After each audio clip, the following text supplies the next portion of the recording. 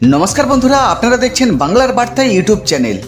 2026 বিধানসভা নির্বাচনে মেদিনীপুর বিধানসভা থেকে তৃণমূল কংগ্রেসের সম্ভাব্য প্রার্থী হতে পারে দেবাংশু ভট্টাচার্য এবং বিজেপির সম্ভাব্য প্রার্থী হতে পারে দিলীপ ঘোষ।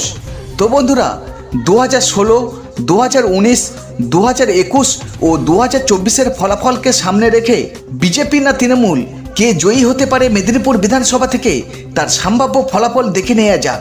2016 সালে বিধানসভা নির্বাচনে মেদিনীপুর বিধানসভা থেকে তৃণমূল কংগ্রেস ভোট পেয়েছিল 1,06,774, বিজেপি ভোট পেয়েছিল 22,567, সিপিএম ভোট পেয়েছিল 73,787। মেদিনীপুর বিধানসভা থেকে 2016 সালে তৃণমূল কংগ্রেস জয়ী হয়েছিল।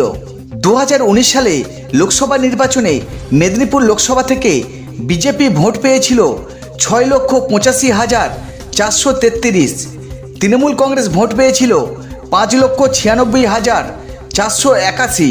মেদিনীপুর লোকসভা কেন্দ্র থেকে বিজেপি তৃণমূলকে 88,955 ভোটে পরাজিত করেছিল। 2019 সালে লোকসভা নির্বাচনে এই মেদিনীপুর বিধানসভা থেকে বিজেপি এগিয়েছিল প্রায় 17,000 ভোটে। 2021 সালে বিধানসভা নির্বাচনে মেদিনীপুর বিধানসভা থেকে তৃণমূল কংগ্রেস ভোট পেয়েছিল 1,21,175, বিজেপি ভোট পেয়েছিল 96,768, সিপিএম ভোট পেয়েছিল 12,984। 2021 সালে মেদিনীপুর বিধানসভা থেকে তৃণমূল কংগ্রেস 24,397 ভোটে পরাজিত করেছিল বিজেপিকে। 2024 সালে লোকসভা নির্বাচনে তৃণমূল কংগ্রেস ভোট পেয়েছিল 7,02,192, বিজেপি ভোট পেয়েছিল 6,75,001, সিপিএম ভোট পেয়েছিল 57,785।